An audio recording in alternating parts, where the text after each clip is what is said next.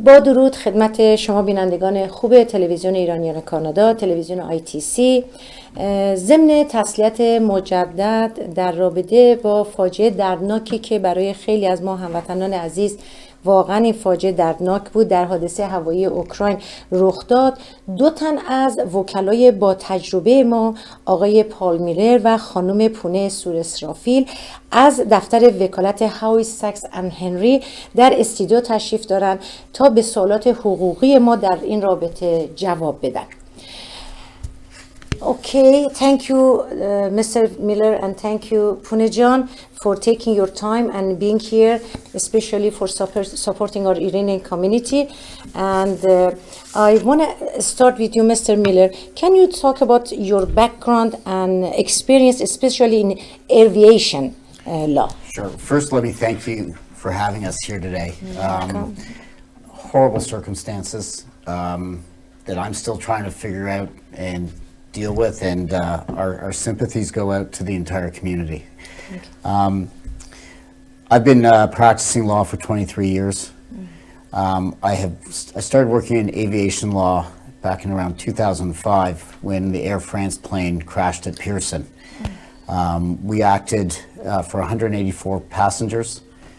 We worked with a law firm from Vancouver known as Camp Fiorante Matthews, and they are the preeminent best aviation law firm in the country, and we are working again with them on this case.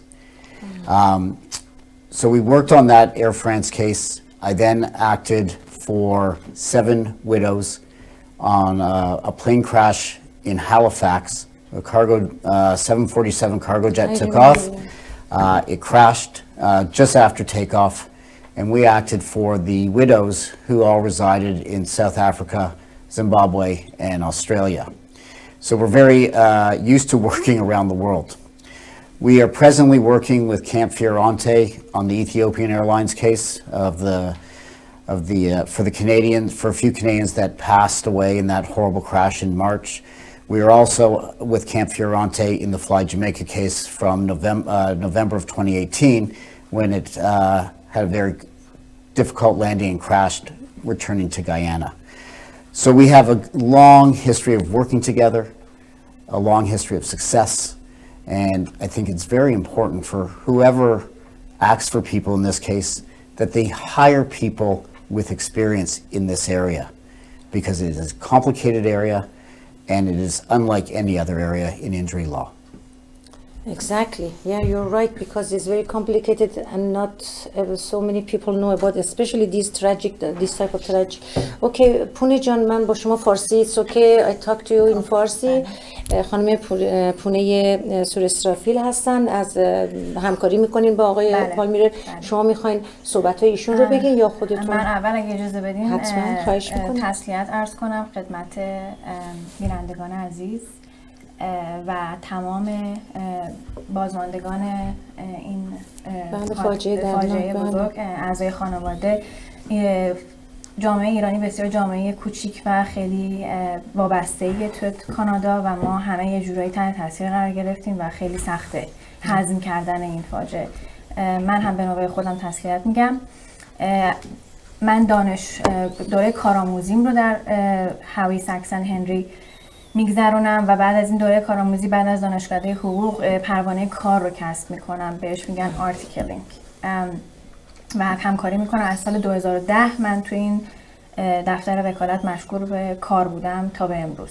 از رتبه پایین 10 سالی هست. بله 10 سالی هست. آقای میلر همونجور گفتن 23 سال تجربه کاری دارن. خیلی تجربه کاری توی حوادث هوایی، به خصوص این فیلد به خصوص. بله این فیلد به خصوص خودشون هم گفتن بسیار پیچیده، بسیار وسایل خیلی خاص خودشو داره و مهمه که هموطنان ها بدونن که اگر که احتیاج به کمک دارن باید پیش کسایی مراجعه بشه که در این با تجربه باشن و این کار قبلا کرده باشن. خودشون گفتن ایر فرانس 184 نفر توش بودن، باهاشون کار کردن. اتیوپی بوده، یعنی خطوط هواپیمای اتیوپی، خطوط هواپیمای جامائیکا، هواپیمای باربری تو هالیفکس که جانش همه اعضای اون هواپیما جانشون، سرنشینان اون هواپیما جانشون از دست دادن و همه جای دنیا کار کردن، چون با یک دفتر وکالت در ونکوور به نام کمپ فیورانت متیوز کار میکنن که یکی از بهترین ها در مسائل هوایی، حقوقی و هوایی هستن و خیلی بین المللی کار کردن و ما هنوز هم این همکاری رو باهاشون داریم تا به امروز توی همه جور مواردی. فکر میکنم بله همین صحبتایی که کردن در رابطه بله خیلی مهمه که همونطور که گفتین دقیقاً این تخصص به خصوصی میخواد این مسئله. بله. What are the Mr. Miller, what are the legal issues in families and facing after this tragic event? Let's take it step by step because there's a few. Yes. The first legal hurdle, legal issue that people will have to deal with is getting death certificates from the Iranian government. Because when people come back to Canada, whether they have a will or it has to go through the courts, a death certificate is usually necessary. We understand right now people are having some difficulty. We need to be able to get people, families, once they return from Iran, to estate lawyers so that they can help them get the documents necessary for the banks, for car leases, for rental properties, for potentially mortgages, life insurance, things like that. Yes. یکی از مسائلی که ما وقتی صحبت میکنیم با خانواده با ما صحبت میکنن، در حال فقط چند خانواده با ما مراجعه کردن صحبت کردن، اینه که متاسفانه توی این هواپیما بسیار جوون ما از دست دادیم. این یک حادثه بسیار ناگوار یه دفعه اتفاق افتاد، ناگهانی بوده. دانشجو زیاد بوده، حتی خانواده‌های جوان. یکی از مسائل اینه که الان وصیت‌نامه وجود نداره. تو قانون کانادا شما باید یه نفر رو حتما مشخص کنید و این مسائل حقوقی رو بتونن در نبودشون دنبال کنن. مثلا ما صحبت کردیم داخل با آپارتمان دیگه اجازه نداره کسی وارد شه، بخاطر اینکه اون آدم دیگه نیست.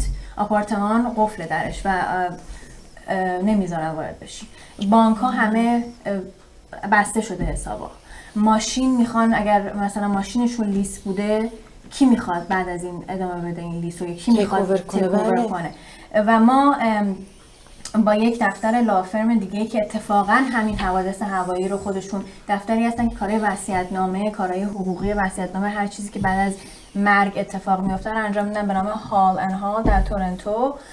ما با اونا هم مشارکت کردیم، قربانیان حوادث هوایی و خانوادهشون رو باشون کار کردن و ما از این مسائل رو هم خبر داریم و میدونیم که این مسائل اولیه است. اصلا بگذاریم به چیزای دیگه، چیزایی هست که اولیه هست و ما این تجربه رو داریم. If you want to add something there. So, because there are families throughout the country, we can put people in touch with estate lawyers anywhere in the country. Whether we had a conference call with an estate lawyer in Quebec last week. We know people throughout the country. So it's not just Ontario, because we know there's a lot of families in BC and Alberta and elsewhere. Yeah, and Quebec, yeah. Mr. Miller, who is responsible for this tragic event? Well, who do you think is responsible? The way I look at it is this horrific tragedy could have been avoided by one simple decision. Within 4 hours of missiles being shot into Iraq at a U.S. military establishment, there is no reason why the Ukrainian airlines did not make a decision to ground their planes. They could have waited 12 hours, 24 hours, 48 hours. There was no reason when tensions were that high. No one knew what the United States were going to do at that point. No one. President Trump is a little bit of a wild card. A number of airlines self-grounded. Really? I didn't know that. Okay. A number of them stopped flying there and waited to see what happened. If they had waited 24 or 48 hours and then heard the response from the United States about putting further sanctions on, they would have known then that it was much safer, and tensions were probably eased a bit, knowing that there wasn't violence going to ensue. I want to know why the Ukrainian airlines did not ground their planes. That's the reason, that's who I believe is responsible for this. They took off in a very high tension area, and it could have been avoided. And high tension moments and days. پونیت جان شما ما سوال این بود که کی مسئول این اتفاقه. بله. ما کی رو مسئول میدونیم. بله. ما باید بر اساس تحقیقاتی که ما کردیم اون حوزه هوایی اون شب بعد از اون اتفاقات باید بسته می بوده. اون موشکی که زده بودن یکی دو روز و ما کسی نمیدونه بعد از اون قرار بوده چه اتفاقی بیفته از طرف امریکا و همه چیز خیلی غیر قابل پیش بینی بوده. یکی از مسائل اینه که شما برای به عنوان شرکت هواپیمایی باید حتما کاملا قطع کنید پرواز رو توی ناحیه هوایی خطرناکه که اون اتفاقای مثلا به عنوان مثل در حال جنگ تقریبا دیگه. ما میدونیم که خیلی از شرکت‌های هواپیمایی این کار کردن. 12 ساعت 24 ساعت بلافاصله پروازشون رو قطع کردن. و متاسفانه شرکت هواپیمایی اوکراین این کار نکرده و میتونسته بکنه. و ما معتقدیم که شرکت هواپیمای اوکراین مسئولیت این کار رو باید به عهده بگیره و میگیره. اون وقت I should ask Mr. Miller, what are the legal options for the families? Well, the first thing that they'll deal with is probably the airline under the Montreal Convention, which is the treaty, the international treaty that sort of governs aviation law. They're entitled to compensation under that because this was an accident which caused death, unfortunately. And under the convention, there is supposed to be an advance of money within 30 days. To date, from the people we've spoken to, no one has been in contact with the airline. The airline did set up a help center near the airport. We know of one person that went there, but there's been no advance of money. So that's number one. The other legal options, at some point, our families have to decide, do they want to try and hold the Ukrainian airline accountable? Families, I'm sure, are going to want answers of what really happened, what went into the decision, and they should be compensated. And I know it's a horrible time to think about compensation, but that's what the law does. It compensates people. And that's where a family member or families get together and they have to decide, should we go hire a lawyer? Because they need a lawyer in this situation. Number one. On their behalf, yes? Yes. To deal with the Ukrainian airlines, make sure their rights are protected, make sure that they aren't getting money and signing off their rights to the Ukrainian airlines. We've seen attempts of that in the past by other airlines. So we want to protect them that way. And that's why it's so important to have someone who understands the nuances of the Montreal Convention and the legal landscape that goes with aviation law.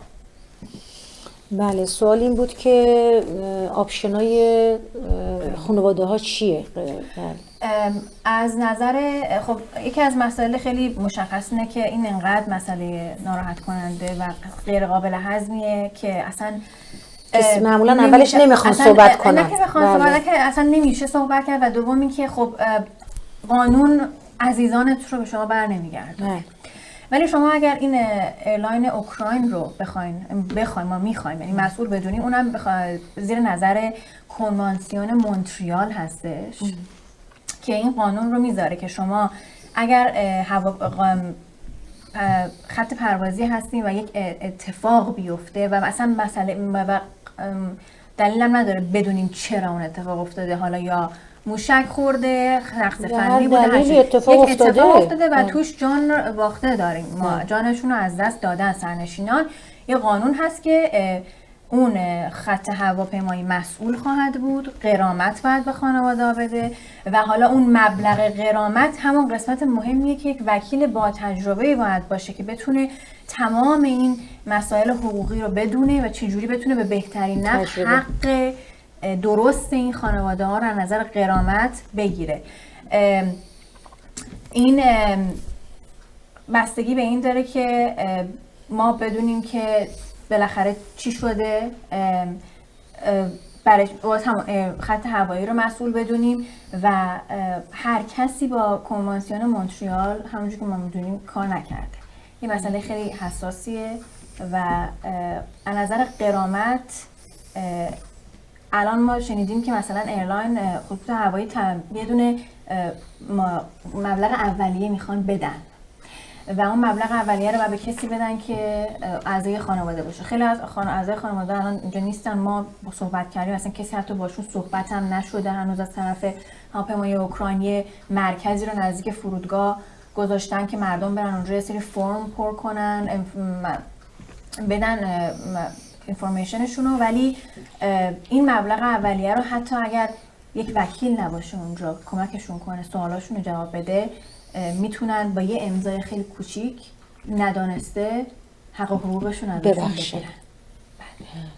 واسه همینه که ما خیلی سعی داریم که به جامعه ایرانی متوجهشون کنیم، بهشون این خبر بله وارد نیستن، یه ورقه بهشون میدن، یه امضا میکنن. بله نکرده باشه بدون متاسفانه بدون دانش قبلی بدون تجربه حقم دارن. الان شرایطی هم نیست که اصلا این کارو بکنن ولی خب لازمه.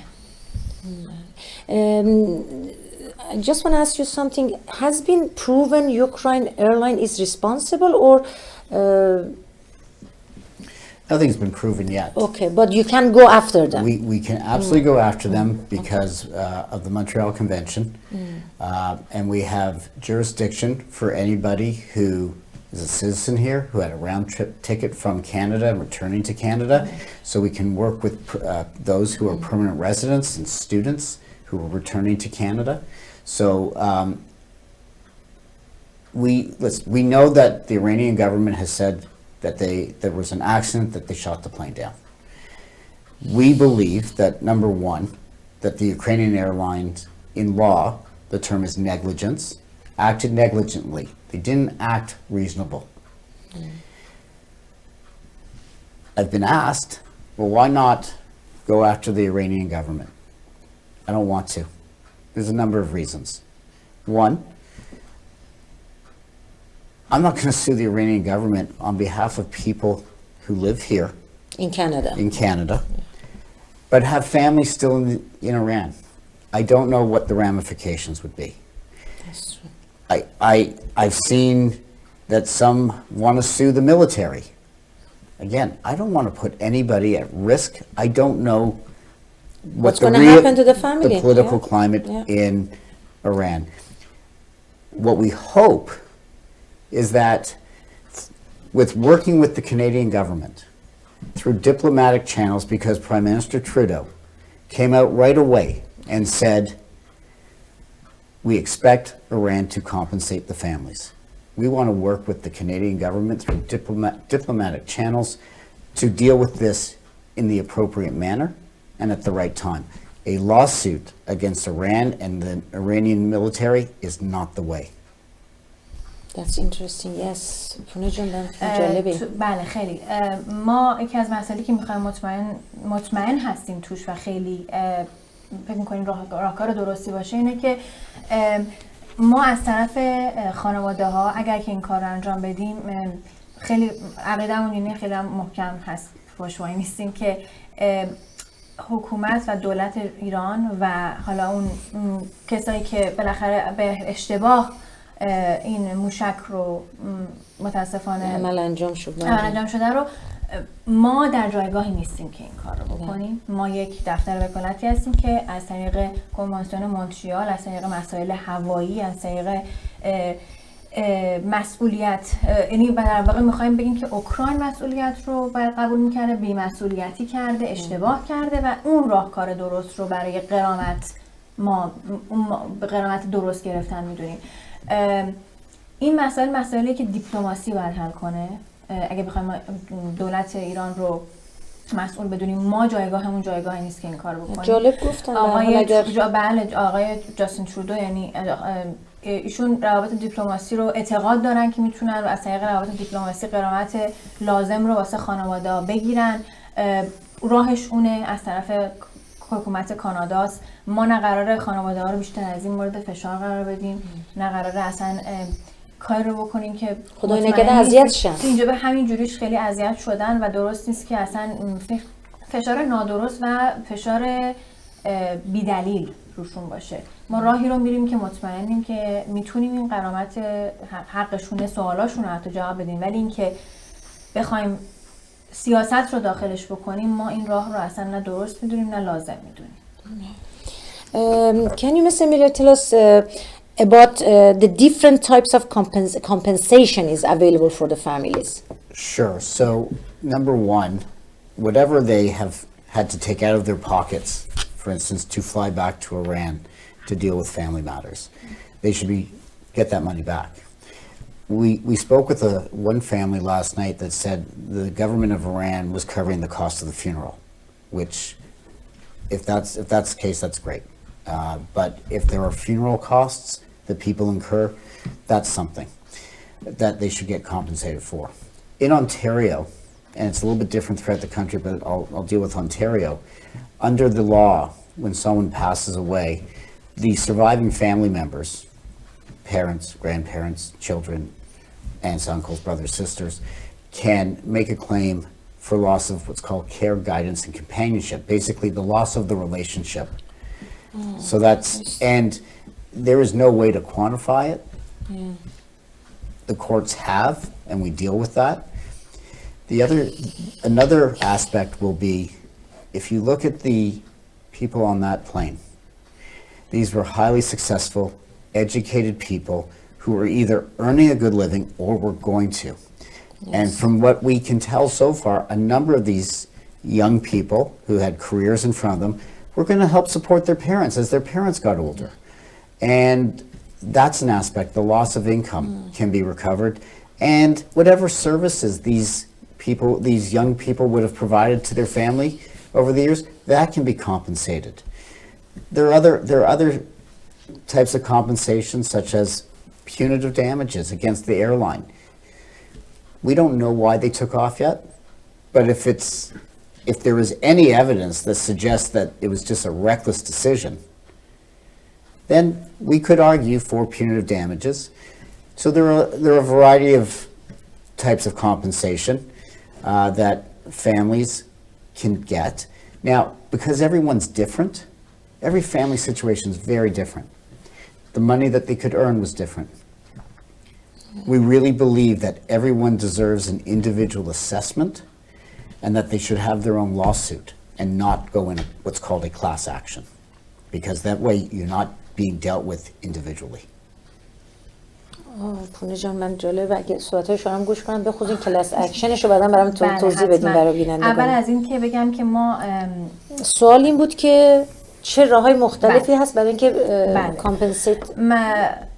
اول از همه بگم باز هم ما کاری که می‌کنیم، این مدل غرامتی که ما دنبالش هستیم، هیچ وقت عزیزان رو برنمیگردونه.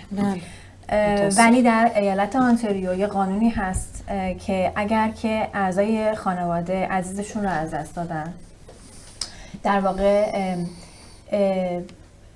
ساپورتشون رو از دست دادن، در واقع اون مسائل احساسی رو هم ما میتونیم در نظر بگیریم. وجود اون آدم دیگه وجود نداره، اون از احساسیشه، ایموشنالشه، کامپنینشیپ، همراهشون رو، همسرشون رو، مادرشون رو، پدرشون رو از دست دادن. از نظر اقتصادی خیلی از ما فرهنگ ما اینجوری هست. متاسفانه تو این پرواز بسیار جوانهای بی‌نظیر، تحصیل کرده، موفق، جوون همه جور، یعنی اصلا ربطی نداره به سن، همه بسیار تحصیل کرده، بسیار موفق در شغلشون بودن و میدونیم که میتونستن مطمئنا بهترین شغل‌ها رو داشتن برای اعضای خانواده‌شون از نظر مالی کمک باشن تا چندین سال و ما باید این رو ما میتونیم ثابت کنیم و اون اعضای خانواده نباید دیگه حداقل اون عزیزانشون رو که از دست دادن ولی حداقل نگران مسائل مالی در آینده نباشن. اون کودکی که پدرش رو از دست داده، اون کودکی که مادرش رو از دست داده، اینا هست.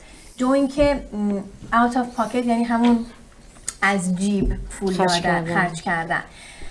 مثلا حالا اگر خرج چیز باشه، سفر به ایران برای ختم، خرج کفن و دفن، خرج خیلی راحت میخوام بگم ممکنه احتیاج به مسائل روانشناس ببینن، لازم باشه روانشناس ببینن، 100% روان پزشک ببینن. اینا همه خرجایی که اینا لازم نیست نباید بدن، چون خط هوایی اوکراین این بی‌مسئولیتی رو کرده و اونا هستن که باید این مسئولیت رو داشته باشن که پول این چیزا رو بدن. بله خیلی جالب بود این نکته که آقای میلر گفتن. حالا مقایسه این کلاس اکشن رو من بخوام بگم، کلاس اکشن یعنی شما یه گروهی وارد یک کلاس میشی، یک کلاس خاص میشی، گروهی همه یه چیز رو باید بخوان. ما اعتقاد داریم که این راه اصلا راه درستی نیست. ما اعتقاد داریم که هر خانواده، هر اعضای خانواده شرایطش فرق میکنه، اعضای خانواده که از دست داده فرق میکنه و باید فردی بشه، ایندیویدوالی و فردی بشه اون کیس. برای اینکه هر کیس خاص باید حتما این فردی بهش نگاه کرد، چون واقعا حق و حقوق درسته آدم رو باید فردی بهش نگاه کرد، نه به عنوان گروه. خیلی جالب بود نکته‌ای که ایشون گفتن و شما صحبت کردین که بچه‌ای که اومدن اینجا درس خوندن به هر حال پدر مادر تو ایرانن، ولی آینده این بچه درخشان بود، میتونه ساپورت کنه پدر مادر رو تامین کنه. دقیقاً. و باید هم مثلا مسئله همینه، اون همسر روی حساب بالاخره سپورت خانواده یا شوهرشون یا از همسرشون بالاخره از نظر مادی حساب میکنه. خیلی ما از ما مهاجر هستیم اینجا، بالاخره یه سختیه خود. یه چیزی هم که من شما گفتین اشاره کنم فراموش کردم اینه که از نظر جغرافیایی هر کسی که تیکت بلیت برگشت به کانادا، همه جای کانادا نه فقط تورنتو داشته باشه، میتونه این حق رو داشته باشه که این پول رو بگیره، چه رزیدنت باشه چه سیتیزن باشه، زیر کنوانسیون مونتریال، چون تیکت برگشتش به کانادا بوده. یعنی بچه‌ای هم که اینجا ایمیگرانت نبودن و ما دانشجو بودن میتونن الیجیبل. بله چون اینجا بالاخره زندگی میکردن و بلیت برگشتشون به کانادا بوده. من فکر میکنم پس این سوالو جواب دادین که who's eligible to come forward at this point. Any of the family members can come forward, and so what's going to be important is that someone is appointed sort of as the executor of a will, the executor of the estate. So someone that represents the person that passed is the person that should come forward, and we can meet with the entire family, but we need someone who has the authority to come forward and talk on behalf of the family. But you can have the parents, surviving brothers, surviving children, grandparents, they can all come forward. With will and without will? Yeah, the will or without will does not matter. It's just a way to determine who would represent the estate. So in a will, and I'm not an estate lawyer, but the executor would be the person to come forward. And then we would appoint a litigation administrator to help with the litigation. So the family can come forward as a group. I know it's very early. It's very hard for anyone to come forward right now. That's the truth in life. And من سوالم این بود که الان در این نقطه از زمان که هستیم چه کسایی واجد شرایط هستن که جلو بیان کلیم کنن یا ادعا؟ ایشون آقای میلر هم گفتن، منم اینو باز اشاره میکنم. الان میدونیم ما خیلی زوده، خیلی ها هنوز گرفتار مسائل خیلی تازه است، داغ دیده هستن، بله، و مسائل خیلی الان مسائل مختلف تو ذهنشون میگذره، ولی یک به دیر یا زود ما باید یه نفر رو داشته باشیم که مسئولیت مالی و همه اموال، همه مسائل حقوقی یک خانواده رو داره اداره میکنه توی حالا تو وصیت‌نامه‌شون یا نه باید اینجا دادگاه تعیین کنه. ما الان از همه میخوایم که اگر سوالی دارن و اگر میخوان با ما همکاری کنن، هر کسی که از بازماندگان هست اینجا، هر عضو خانواده‌ای بیاد پیش ما ما بهشون کمک میکنیم. مسائل وصیت‌نامه، مسائل حقوقی که باید یک نفر رو تعیین کنن که مسائل حقوقی خانواده رو در نبود اون شخص انجام بده، ما میتونیم بهشون کمک کنیم که باید باشه، باید هم دادگاه تعیین کنه، ولی خب اینا راههایی که ما باید بهشون کمک کنیم و الان ما میتونیم هر کسی لازم باشه، پدر، مادر، برادر، خواهر، دختر خاله، پسر خاله، کسایی هستن که میتونن، هر یه عضو خانواده‌ای هستن که این عزیزانشون رو از دست دادن، میتونن بهترین جا هستش که با تجربه هستن که بیاین و بپرسین که از کجا میتونین شروع کنین. به قول معروف از A تا Z دقیقاً براتون میگم مراحلی رو که باید پیش برین و همراهیتون میکنن. Mr. Miller, families are concerned about obviously in this situation particularly, how can they afford a lawyer? Can you talk about how the lawyer gets paid? Sure. Not something I enjoy talking about in this situation, but it's a concern, a real concern for families. If someone wants to come to us and number one, they need the estate lawyer, we're going to cover the cost. We're going to front the money. We don't want any family taking money out of their pocket right now. For the estate lawyer, and for any work that we do, we work on what's called a contingency fee, meaning that we charge a percentage and we get paid at the end if we're successful. We are going to work with families to make sure that that they're going to get a good amount of the compensation. We want to help them as much as possible, but they're not going to have to pay a thing until the end of the case once they are receiving money. And that's that I hope alleviates some concern, especially at the front end when you need to get the estate lawyer. Actually, I think that's the main issue and subject when you want to start a case as big as this one. سوال من این بود که چون به هر حال فی یا مبلغی که برای وکلا بگن همیشه ما کانسرن هستیم که به هر حال مبلغ ممکنه سنگینی باشه. پرسیدم چجوری میشه چجوری شما میگیرین مبلغی رو که باید کار انجام میدین و پونه جان آقای میلر گفتن خب که ما خیلی این مسئله خاص اولا که شما گفتیم یک تراژدی هستش، یک واقعی خیلی ناگوار هستش. الان اصلا شرایطی ندارن خانواده که نگران مسائل مالی باشن. این یکی از مسائلی که ما در نظر میگیریم و اصلا درست نیست این نگران این مسائل باشن.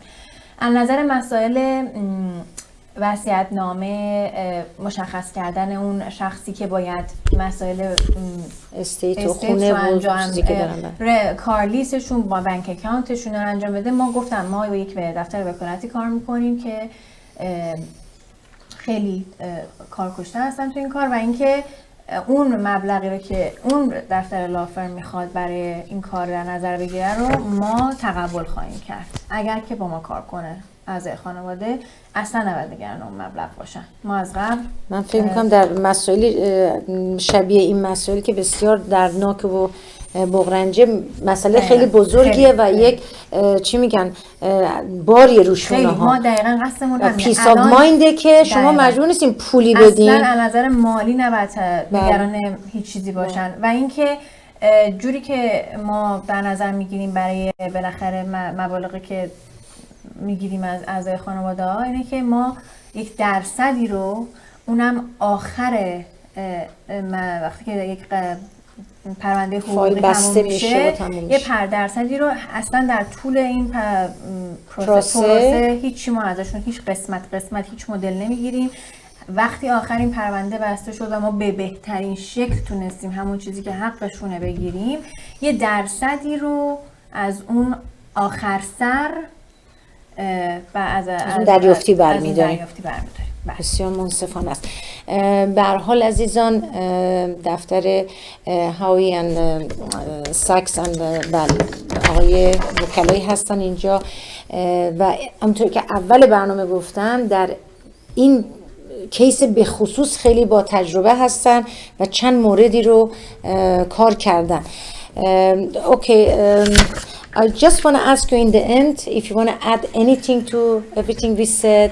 Do you have anything more to say? The only thing I urge people is take your time. There's no urgency right now to do anything, to hire lawyers. We're going to be here. We want to be prepared for the community to help them. If you're going to hire a lawyer, it doesn't have to be us. But please make sure it's someone who has a lot of experience in the aviation world, because that is a very different area and field, and it's not the same as motor vehicle or anything else. So please, if you're hiring someone, make sure that they have that experience. بله. من در آخر میخواستم ببینم چیزی دارین اضافه کنیم به این مسئله پونه جان؟ همونجوری که آقای میلر گفتن از همون اول، این مسئله خیلی مسئله حساسیه برای اعضای خانواده. این یه اتفاق ساده نیست، این اتفاق تصادف ساده نیست، تصادف ماشین با توی تصادف ماشین نیست، این یه تصادف خیلی بزرگ، وقت هست، تخصص به خصوصی هم در ایالت آنتاریو 2 سال شما وقت دارین که بالاخره اگه میخواین پرونده حقوقی رو باز کنین میتونیم بکنیم. ما هستیم هر زمان که عزیزان آماده باشن، ما هستیم.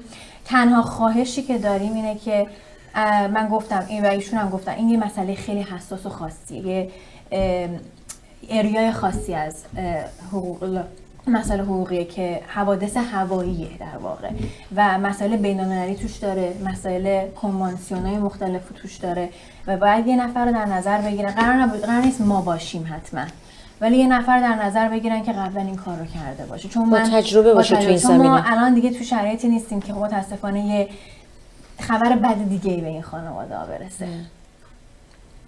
در واقع همینه. I think we're to the end of the program, and I just want to say thank you again for being here and taking your time. از دفتر حقوقی هاوی ساکس اند هنری آقای پاول میلر و خانم پونه سور اسرافیلی در استودیو بودن. ما برنامه دیگه we're going to have another program. We're going to talk a little bit more about the situation and what's going on. اگر خواستین شماره تلفن رو پایین صفحه میبینین، یا اگر سوالی داشتین میتونید به دفتر تلویزیون و مجله زنگ بزنید، ما شماره رو در اختیارتون میذاریم. همونطور که خانم پونه اسرافیل هم گفتن، پونه عزیز گفتن، حتما سعی کنین وکیلی رو بگیرین که تخصص داشته باشه در این زمانه، چون موضوع کوچیکی نیست و یه اسپیشال فیلد به قول معروف. I just want to thank you again for being here, and thanks all our viewer to be part of this program, and we'll see you again next week. Thank you so much. همه شما عزیزان رو به خدای بزرگ می سپارم. خدا نگهدار.